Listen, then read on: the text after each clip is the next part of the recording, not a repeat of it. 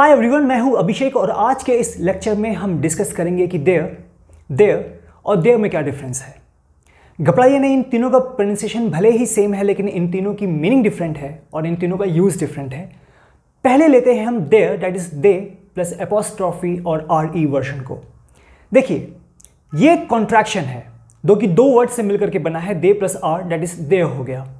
दे यहाँ पे third person plural personal pronoun है। क्या है? Third person plural personal pronoun.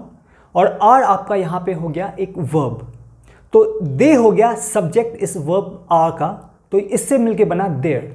अगर आपको ये टर्म समझ में नहीं आए कि third person plural personal pronoun क्या है तो घबराइए नहीं, मैं जब ग्रामर डिस्कस करूंगा तो वहाँ पे इन सारे टर्म्स को डिटेल में डिस्कस करूंगा। अभी बस ये समझिए कि दे एक प्रोनाउन है, ठीक है, प्लूरल प्रोनाउन है।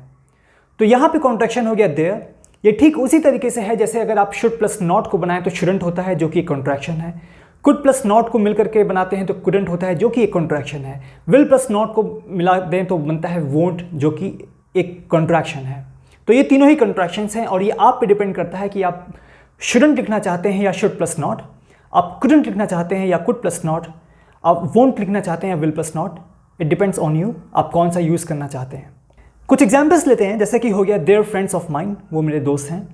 आई डोंट नो हु देयर, तो डोंट भी यहाँ पे देखिए कॉन्ट्रैक्शन हुआ, डू प्लस नॉट मिलकर के बना don't. I don't know who there, मुझे नहीं मालूम कि वो कौन है। और देयर और देयर, ठीक है, देयर और देयर। तो यहाँ पर जो लास्ट में आपको देयर दिख रहा है ये भी हम आगे डिस्कस करेंगे। बस ये समझिए कि ये यहाँ पे बता रहा है प्लेस, वो वहाँ पर है, उस तरफ है। एक बात का ख्याल रखिएगा कि we always avoid using contractions in the formal communication, be it verbal और बी इट रिटन। ठीक, आप जब भी अपने ऑफिस में कोई भी कम्युनिकेशन करेंगे, चाहे वो रिटन या मुंह से बात कर रहे हैं, चाहे आप जर्नलिज्म फील्ड में हो, चाहे आप अपने ऑफिस में हो, चाहे बिजनेस डीलिंग कर रहे हो, कभी भी आप कॉन्ट्रैक्शंस का यूज़ नहीं करते हैं unless your organisation allows it. अगर आपका ऑर्गेनाइजेशन अलाउ करता है तो ठीक है, otherwise we usually avoid it. In fact we always avoid it, क्योंकि मैक्सिमम ऑर्गेनाइजेशंस अलाउ नहीं करती हैं कॉन्ट्रैक्शंस को। अब आगे बढ़ते हैं और देखते हैं इस बार देयर, दैट इज THEIR। देखिए, ये जो देयर हुआ ये एक पजेसिव डिटर्मिनर है। कंटेम्प्रेरी ग्रामर में हम इसको पजेसिव डिटर्मिनर बोलते हैं और आपकी ट्रेडिशनल ग्रामर में हम इसको बोलते हैं पजेसिव एडजेक्टिव्स। ये ठीक उसी तरीके से हुआ जैसे my, your, his, her, its, our, your और देयर। तो देयर भी इसी तरीके से आपका पजेसिव डिटर्मिनर है, just like my, your, his, her, its, our, your. जो पजेसिव डिटर्मिनर होते हैं वो पोजेशन के बारे में बताते हैं, पोजेशन के बारे में, यानी कि ओनरशिप। ठीक, एक बात का ख्याल रखिएगा कि इंग्लिश में पोजेशन सिर्फ ओनरशिप के बारे में नहीं होती। फिर से, इंग्लिश में पोजेशन सिर्फ ओनरशिप के बारे में नहीं होती। कैसे? मैं आपको अभी एग्जाम्पल्स के थ्रू समझाता हूं। ये स्क्रीन पे आपके कुछ एग्जाम्पल्स आ गए। आई अंडरस्टैंड देयर प्रॉब्लम, ठीक है। तो हमने कहा था कि भाई ये पजेसिव डिटर्मिनर है जो कि पोजेशन शो करता है।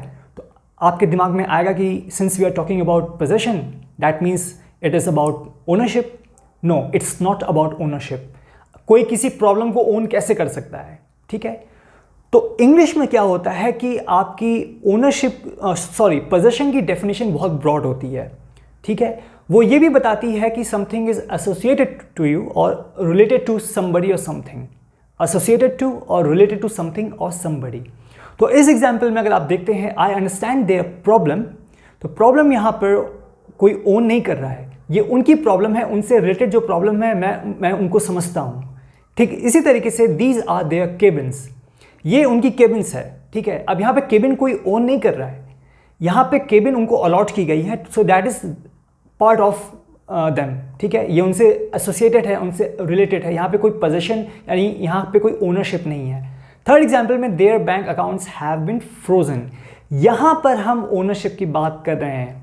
बैंक अकाउंट्स इंडिविजुअल्स के होते हैं, ठीक है। तो बैंक अकाउंट को फ्रीज कर दिया गया, इसका मतलब कि बैंक ने या फिर गवर्नमेंट ने उनको फ्रीज करवा दिया है, यानी इसमें कोई ट्रांजैक्शन नहीं हो सकता, ना आप पैसा निकाल सकते हैं ना आप उसमें पैसा डाल सकते हैं। तो ट्रांजैक्शन हैज़ बीन फ्रोजन। सो यहाँ पे पोजेशन है, यानी कि ओनरशिप की बात हो रही है। अब आ जाते हैं हम देयर, जो कि लास्ट है, THERE। देखिए देयर जो होता है वो एक एडवर्ब ऑफ प्लेस होता है, adverb of place. Adverb of place से ये मतलब हुआ कि ये बताता है जगह के बारे में, एक प्लेस के बारे में। इसका दो यूज होता है। It means a specific place, it means something exists. ठीक है, again there is an adverb of place which tells about a specific place, और it means something already existing. ठीक है, for example there over there.